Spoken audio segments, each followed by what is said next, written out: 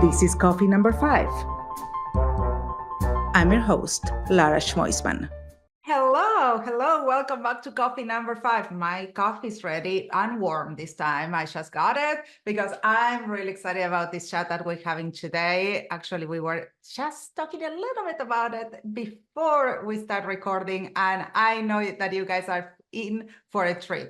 So I want you to join me to welcome Travis Paul Martin. Hi, Travis. How are you? Hi, I'm well, thank you. Thank you for having me. And I've been having a lot of conversations with Travis in the last few months, and I really admire how he thinks and what he brings to brands and his specialization. You know, you guys, that you know what I say, shoemaker to your shoes. Everyone here that I often say it, and I value specialization because right now our ecosystem is so big and there's so many moving pieces that I cannot explain to you how many nights I get staying late just to get trained in some more tools. And it's like never ending. And then there's always updates and the updates. So welcome, Travis. And so you want to tell us a little more about you, and because you have an amazing trajectory. Sure. So I've been in the greater PR world for, I think a little over 15 years now. I started my career in the fashion PR space at an incredible agency in New York called KCD. I worked on mainly American brands and a lot of emerging brands. So Dury and Peter Som, who were like from the first class of the CFDA Vogue Fashion Fund, Tabitha Simmons, The Gap, but I was marked by Marc Jacobs. So had a very great kind of entry into the industry, and have then went on to a couple other great agencies in New York, Crep Group and BPCM. And then about 8 years ago, I moved to Chicago, and I joined a great small agency here called Skoog. And we did kind of a little bit of everything. We were the kind of go-to shop for luxury retail brands looking to execute activations in the Chicago market. But then we had a really great national practice and roster of clients like Rothy's and Method, the home cleaning brand. We even got into cannabis and home interiors, working with Room and Board in West Elm. So it's been nice over this last kind of 8 years to diversify outside of fashion and get some experience in other industries. And then last year, I went out on my own and decided to consult purely from just an opportunity to be a little bit more flexible and to try different things. The PR industry has changed so much since I first started. And one of the things that has changed a lot is the affiliate space. And it's something I started looking into and working on behalf of clients probably about 4 years ago. And I still, Let's hold on a second. Let's okay. explain for a second what is affiliate and why came to the. Let's first talk a little bit about influencers and how influencers came to play with brands, and then we can introduce affiliate, and then we can Sure. really deep dive into that. Totally. Well, so I mean, I think influencers were really the pioneers in the affiliate space from, an earnings potential. And I could be totally wrong, but I'm going to give credit to Amber Benz, who founded LTK slash Reward Style. I can never remember exactly what they're called these days. But it was kind of the first like platform that offered a tracking link to influencers so that when they linked products, they would earn a commission.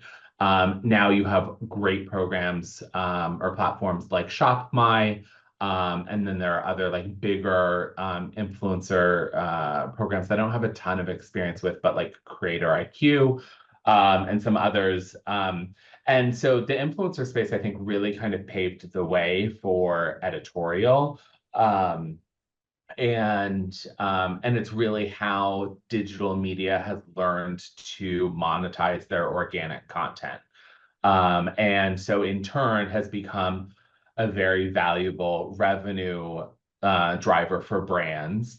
And so I, started working with brands to kind of implement what that means for them. And, it certainly changed, and we can go back to the influencer part, but it certainly changed how I, as a publicist, and my team, were pitching brands for various, stories or placements.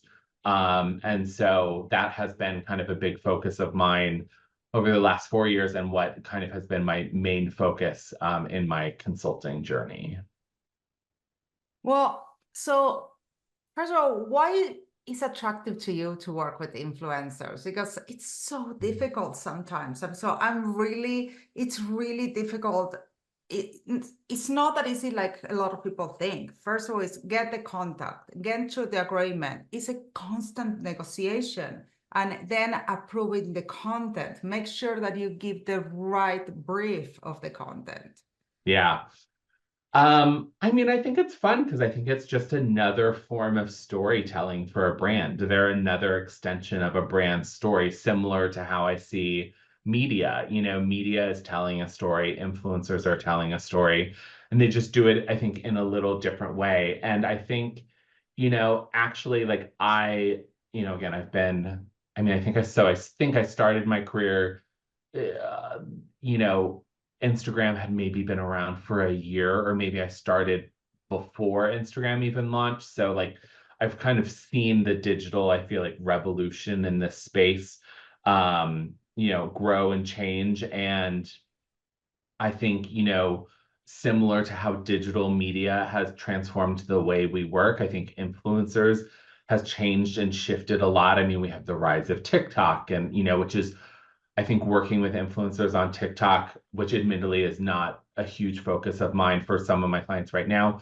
Um, but I think there's a big difference in how you work with them on TikTok versus how you work with them on Instagram. And I think the types of content that you want from influencers has shifted over time too. I think, in the beginning, you would work with influencers and you would create, in my opinion, sometimes overly detailed briefs, and you were very specific and you wanted a very controlled outcome. And I think a lot of brands still do that. But now I think you see certainly the trend, and where we see the most success is when you can give an outline to an influencer, but really allow them to really approach the brand and approach the content and approach the brief as organically to them as possible. Well, I think we need to make a differentiation here, because a lot of brands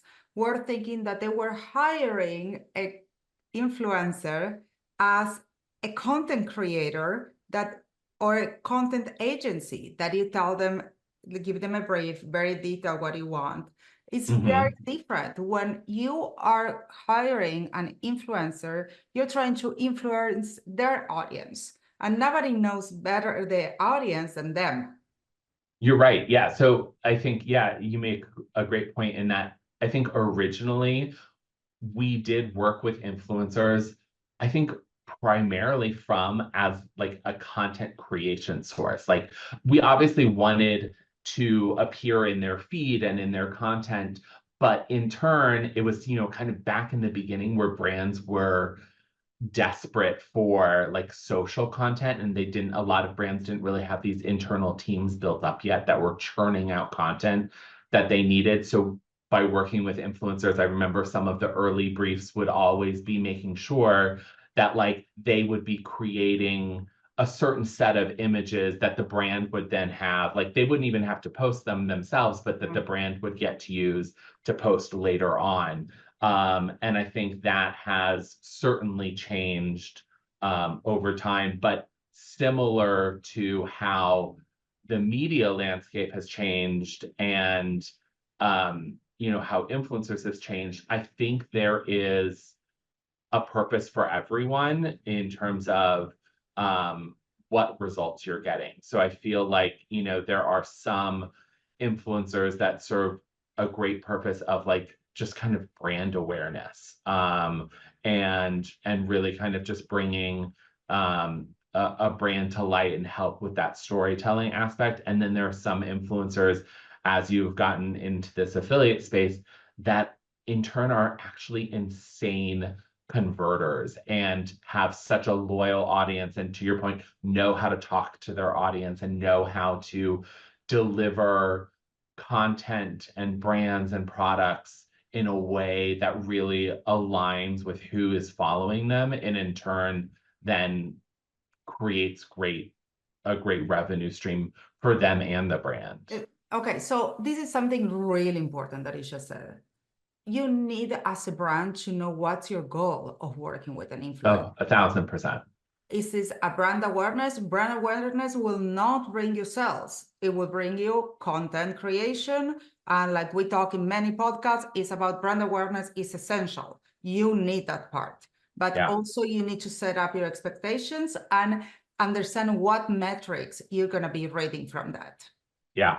And it's about, and again, I think it's about having a combination of everything, because, you know, similar how I explain, you know, in the affiliate space for kind of like traditional PR of like why you still have like a traditional agency and then an affiliate agency or an affiliate consultant, is that, you know, on one hand, you still need, a brand still needs that very traditional like brand storytelling, emotional connection to the consumer. And then on the affiliate side, it's almost a little bit more of like the business opportunity of like, you know, you on both media and influencers, I think for the affiliate space, you're really helping, they're really helping illustrate what a brand is solving for, what a product is solving for, to then in turn hopefully convert. Like that's the most important.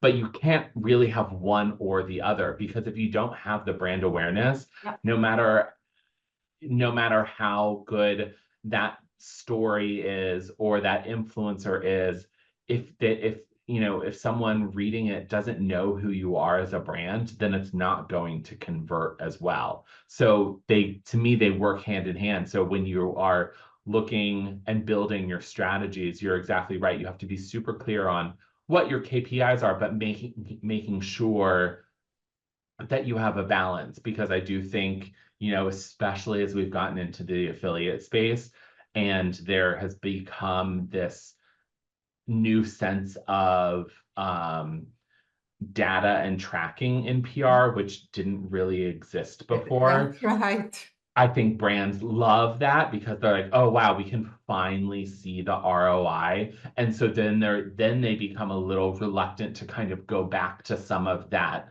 brand awareness stuff that is a little bit harder to measure, but it's really important, I think, to keep a balance of both. Before we get into revenue share models, let's talk for a second on how do you work with influencers? How do you select an influencer for work with a specific plan? Do you think about budget? Do you think about seating? How do you work with them? And for what length of time you need to creating this content? How do you approach these influencers? So I think it really depends on, I think it depends on the brand and the category and the influencer. You know, I think one of the trends we've seen recently is that a brand definitely gets, I think, a little bit more value in longer term partnerships, where you know, you're able to work with an influencer or a creator, as some of them like to be called these days. You know, if you're able to sign them up for like a 6-month or a 12-month contract where they're, you know, where they're creating for you over this time, I think it brings out again a much more authentic experience for their followers, because they're able to not think of it so strictly of like, okay, I have to create this and I have to post it by this date at this time. But at the same time, there are two notes here. One that comes with the cost. that you Yeah, to be able to totally. afford, and then you know that maybe you're paying for this and you're not paying for another thing. So you need Yeah, to budget this. yeah, And the second thing that you need to make sure that you align and your values align. And that's where someone like you comes in, and it's so important that you're going to make the selection of these individuals, because you don't want someone that you don't want to be connected to your brand in a month yeah, or two. yeah, totally. I think yeah, exactly. Like I think the vetting process for choosing influencers is really important. I think again, it comes down to category, because I think there are still moments where like the one-off giftings and the seatings are great, and you still get that is again a more of like a brand awareness play. You still see the like unboxings, or people still share what they get, or what they're getting, and there's not too much there from a I guess expectation in terms of what the deliverables are, versus like the kind of what I was talking about earlier, setting up those longer term. But so like beauty, for instance, to me is like the perfect category of like I think consumers and followers of these influencers enjoy watching the kind of or progress or timeline of someone using a product. So Yes. that's where, And getting again, those that before and afters are, totally. And so again, that's where I think that sense of like the longer term partnerships makes sense, because yes, an influencer can, you can seed a product or pay them for kind of one set of content, and they can post about it. But it's again, beauty, I think anything in kind of like the nutrition, supplement, ingestible, like anything you're consuming, it like those like take time, and even the influencers need to kind of build a little credibility with their followers. I think fashion, accessories, some home stuff is a little bit easier in kind of like the quick content kind of thing, where you don't necessarily need a longer term partnership. Again, I think it depends. Like as I say that, like in the bedding space, if you are a bedding brand that is not you have certain claims to your products of like will improve your sleep, or will help be cooling, or something like that, as opposed to like it's not just aesthetic of like you'll have these beautiful new sheets in your house. Kind of like brands with those claims, again, you want to give your influencers that you're engaging time to kind of prove and talk to those, because that's what their followers are going to be paying attention to. yeah, totally right.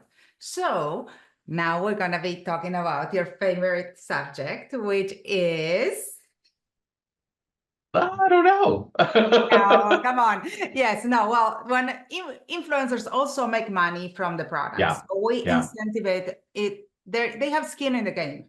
yeah, So yeah, let's talk about the evolution about this, and what of this, how we evolved into getting the influencer involved in the sale of the product. Of course, we had to have the tools, which are amazing tools. And actually, last week, I've been talking to a new selling live on your website and phone. They're amazing technology out there that we can yeah. utilize, and the influencer gets money for selling the Yeah. product. I mean, it was one of the most fascinating aspects of kind of getting into the affiliate space, that I noticed like the first time, for one of the first brands I worked with in the affiliate space. Again, I was really focused on kind of the editorial side for them, but they were a brand that were a part of LTK.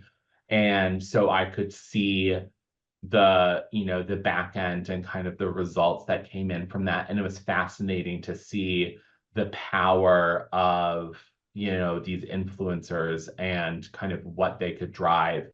And I think, in a sense, like I know at the beginning of this, I said that, the influencer space was kind of the pioneers in all of this. And I think they're responsible for how editorial eventually, picked up. but I think there's still such a big opportunity because I think part of all of this, and now brands being able to be a little bit more KPI driven with some of these initiatives because there is data there. Um, it's almost like I think, all of these influencers that are part of some of these agencies need to start working with their influencers, with their talent to help them really clearly speak to like their power from like a revenue perspective. Mhm. I think that's something that's still missing, that like, I still, when I reach out to influencers or agents about working with a brand I'm working with, a lot of brands have plenty of budget and they have, but they're much more discerning now about how they're spending it. Yep. And if an influencer is able to come back to us and say, hey, we did a program with a brand in a similar category as yours for 30 days, and these were the stats. I drove this much traffic. This was my conversion rate. We're not asking for like trade secrets per se, but influencers still want that kind of flat fee. Most influencers Mhm. don't want just commission. But so it's about finding that balance. And so my hope is that, if anything, influencers can, and I get some of the platforms too. I think the data that influencers get is a little muddled. They don't have a ton of clarity. I've always been very curious. I've always wanted to like see what the back end looks like on LTK for an influencer. I know what it looks like for a brand. I've heard, and I don't, I've heard that like Shop My, which is a relatively newer platform and started in a beauty space and then is working to grow more into fashion, is a little bit more what's the word? Offers a little bit more to like both the influencers and the brands from a data perspective. So I think influencers on ShopMy should definitely leverage that because I think it will only help them actually get better and bigger campaigns with brands if they can clearly identify um, the opportunity. Because from a brand perspective, follower count went out the window a long time ago. Like, because there are influencers, if you will, with 7,500 followers that can move so much more product than an influencer with a million followers. Absolutely, You know, absolutely. But before we move on this subject, I would like to understand what are the standards in the industry. What are the margins that we're talking that we need to give an influencer to make sense for them to work? I mean, I think it depends. Again, it is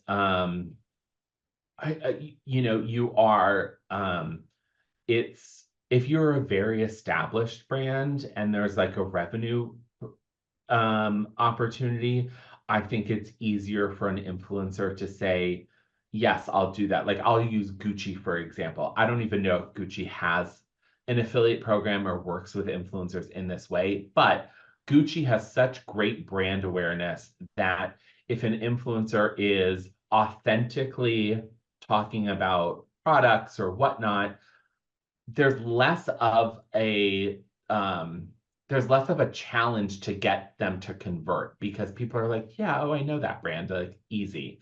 Whereas like it kind of same thing of like I think about sorry, I might go on a little tangent here, but like when you're looking at, brands that like just want to gift, like a lot of influencers these days will like say no to an unknown brand because they know they're just not going to be able to do anything because they don't have the bandwidth for kind of like free content. But like, So exactly. So as a new brand, how do you work? How do you suggest a new brand to work the in this space? I mean, I think for new brands, I think it's about being creative and I think it's about really figuring out, it's something we've recently had a call with another group of people, and I think one of the things we talked about is having brands think of kind of, especially as they're approaching launch, think about everything they're doing and all of the different areas they're creating content. So social, web, email, and then how do those all tie together? How can you link them all together? How can you save budget on your end by, if you're going to be doing 5 shoots, is there a way to do, you know, to do those basically in one shoot? Like, is there a way to save Yeah, money be by thrifty, be be thrifty. thrifty? Yeah. So it's like, if you need models for, a social campaign, can those models be influencers that you're going to work with? Like, can you pay the influencers to appear in this content and then, I think about, this is not a perfect example because this brand is much more uh established, but like Away, the luggage brand, they Mhm. launched a summer campaign, um and it was full of like real life influencers and creatives and different kinds of people, and they shot the campaign with these people, and then these people had their own content to put out. There was BTS, and there was like, there was this content was used for out of home, it was used for social, it was used everywhere, You have email. what's the cost of working with an influencer for something like that? Oh, again, it depends, but again, there's different levels of like, it is, um the Away example is obviously for a brand that has a great budget, because something like that I'm sure to not come cheap. But I think it's about, for a small brand, I like I like the rule of threes, and that, like, I think, even if it's models, even if it's influencers, I think having three um people, groups, whatever represented is a great way to create diversity from the get-go. So of just like whether it's like, whether it's, sex diversity, race diversity, whatever, like it just allows you to have more of a mix so that like you're not just like launching with kind of one view. So that I know obviously like adds cost, like that's 3 people versus one. Um, But if you but use it smartly, then if you you will. use it totally, if you use it smartly, if you, again, I think find influencers that aren't, fully, established, but that really speak to your community, Mhm. that Well, would be, that's a big point also. Before you go and start spending all this money as a young brand, you need to make sure who's your audience. yes, oh my gosh, yeah. I've seen it way too many times, brands spending money and then realize, oh, that's not really who we're appealing to. Totally. And it's who they're appealing to, or like it's like it's kind of a double-edged sword. What I was just gonna say is like sometimes I think brands are too niche, and it's like it's hard because like yes, you don't necessarily have to be a brand for everyone, but sometimes being too niche makes it hard for more people to tell your story. So it's like finding that balance of how do you align with influencers that again can speak to a broad group but have a very focused following, if that makes sense. Yeah. You need to make sure sometimes it's not as much as the influencer itself is about the audience of the influencer. Yeah. Yeah. So that's something you need to, sometimes you think you're very niche and the influencer fit your niche perfectly, but their followers are not. Yeah. And I've seen that mistake happen too. Yeah. You see that a lot in like the luxury space. I think luxury brands can be like, a lot of these influencers are getting paid tons of money. So they themselves are a luxury consumer. However, it doesn't mean that their followers are luxury consumers. And so you may not see the return of, something with them. Again, I think there's a place for everyone. I think, like aspirational content Yes. is still very important. So I think And it's then you not, have those people, if we're talking about luxury, that they fall in love with something and they will have all their savings, not necessarily are their target audience, but it's so aspirational that yeah, you want to own one. yeah, Like, exactly. Yeah, totally. So again, it's like goes back to at the very beginning of our conversation. It's you do, and it definitely is harder for younger, smaller brands in the beginning to be so diverse in the mix of what they're doing because everything does cost money. Um, so it's like if you can't do it all at once, even though I definitely recommend doing as much as you can at once in terms of like the levers and the channels, you just honestly, I think, have to be a little bit more patient. It just takes a little bit more absolutely, time. And I think and that's okay. But also, exactly. Oh, totally. what we were talking yesterday in that other conversation that we had, which is really important to understand the steps that you cannot go if you're going to be selling in your website. You need to have a website works really well, that your emails are on point before you start spending money in PR or working with influencers. Yeah, I mean, oh, we see that in like the affiliate space too. It's like we can, we can get a brand all kinds of placements, have them linked, drive the traffic. But if you have a crappy website, you're not going to see conversions. Like so it's not, um, again, it goes back to, I think, sometimes in the PR and marketing space, brands sometimes think uh doing some of these things, whether it's influencers or even signing up for affiliate, that it's going to be the solution, and it's just a part of the puzzle. Like it's just one of the things you need to be doing. It doesn't necessarily mean it's going to be the one thing that is the most successful. Yeah, and yeah, it's always a combination, but you need to make sure that everything is working together. Even a lot of people or brands that I talk to, they mention, well, my competition is doing this, so I want to do exactly the same, or I want to stay away from the competition. And it's not about that. It's, for example, if you need to understand each one of the platforms. Of course, you don't want to use the same influencer that the competition is working with, but you do want to have the same keywords. So in your Google pages, you show up with the competition and you create that brand awareness together from the competition. Yep, exactly. Yeah, yeah, So totally. you need to understand each one of the spaces that they have their own rules on how you work. Yeah. So how would you recommend to an early stage, middle stage brand to approach all these influencer marketing slash affiliate?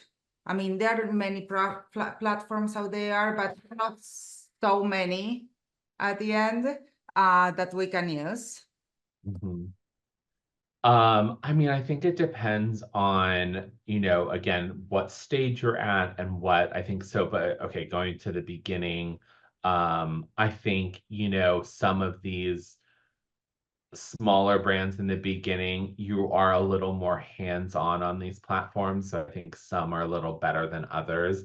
And honestly, I have favorites in this space, and I won't get into like naming names for that purpose, but like because it is like it's such a new space for a lot of us that I think some of them have better customer service, or because you Yeah. and I are both in the quote unquote agency world. Well, you have an actual agency. I'm an agency of one. But so like they have agency support teams. So I feel like some are Oh, better at those are crucial. They are so totally. important And because I think some platforms have better support there than others. And so if I'm having an issue and it's going to take you a week to get back to me, yes. it's really hard for me to then like bring a new brand to you So I do have my allegiance because there are some that I just think give me such great support in anything I need. And it's been a really helpful part of the whole kind of getting into this space.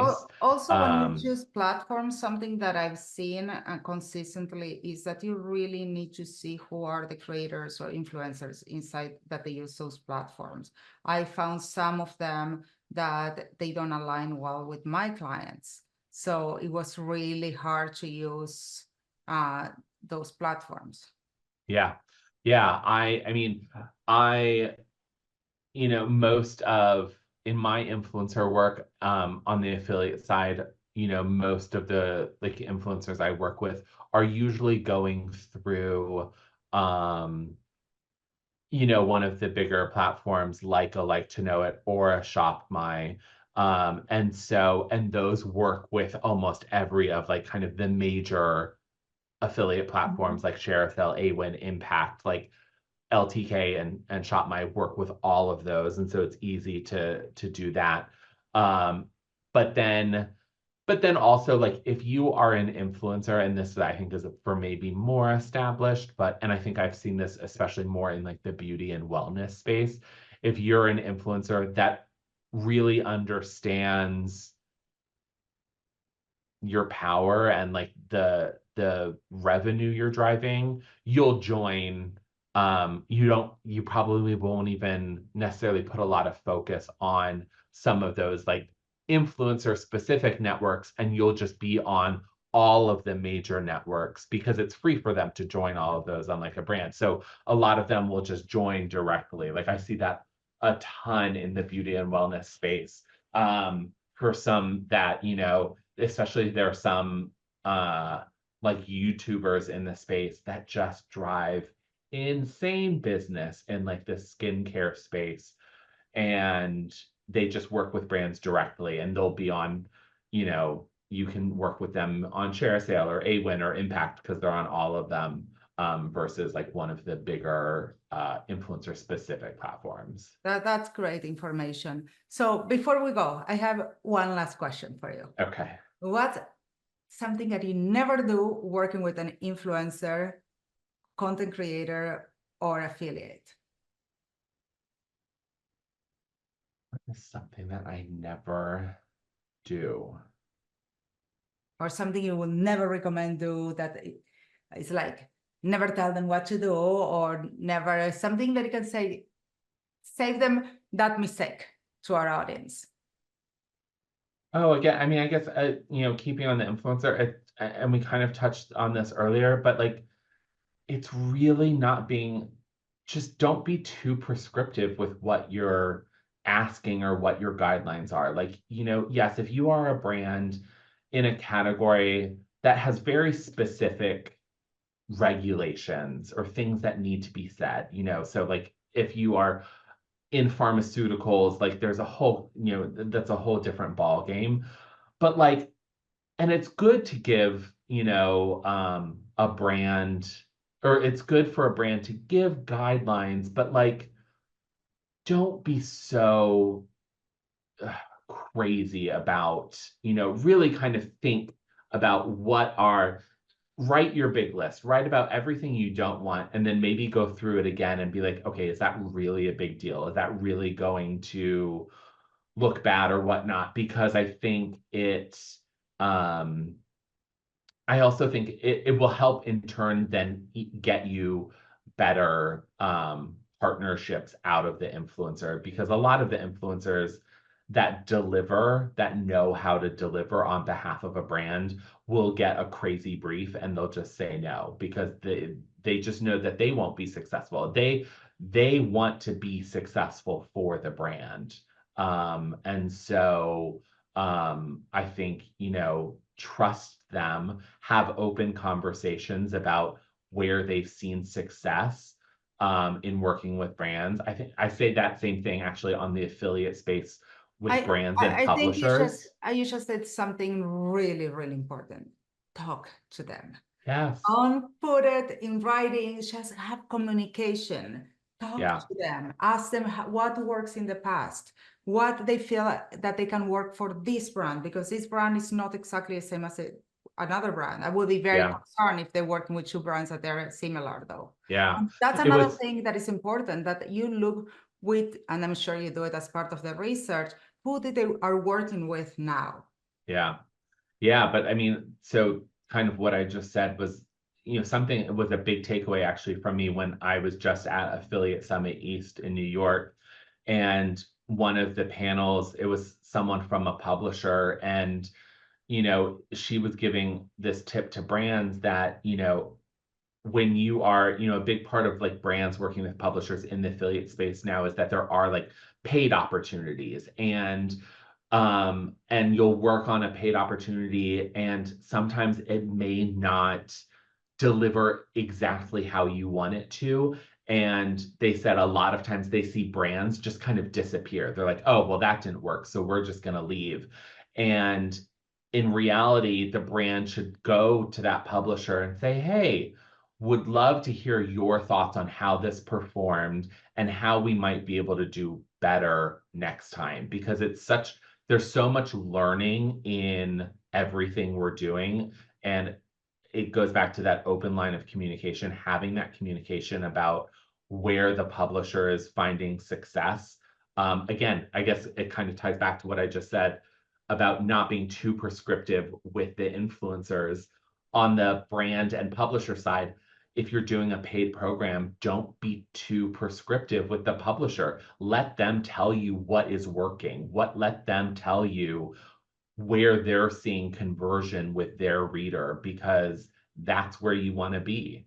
That's what's going to make you successful. A long-term partnership, also use data to see how you can improve.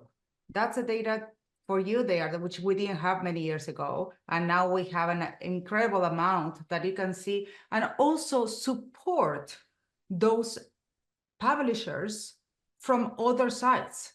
Yeah. Don't put all the work in the publisher. Use your ecosystem to make it more successful. Yeah, 1,000%. Okay. Thank you so much for having coffee with me today. This was Thank you for having a treat. me. Okay, and to you guys, we will see you with who knows what next week in coffee number 5. Find everything you need at laraschmoisman.com or in the episode notes right below. Don't forget to subscribe. It was so good to have you here today. See you next time. Catch you on the flip side. Ciao, ciao.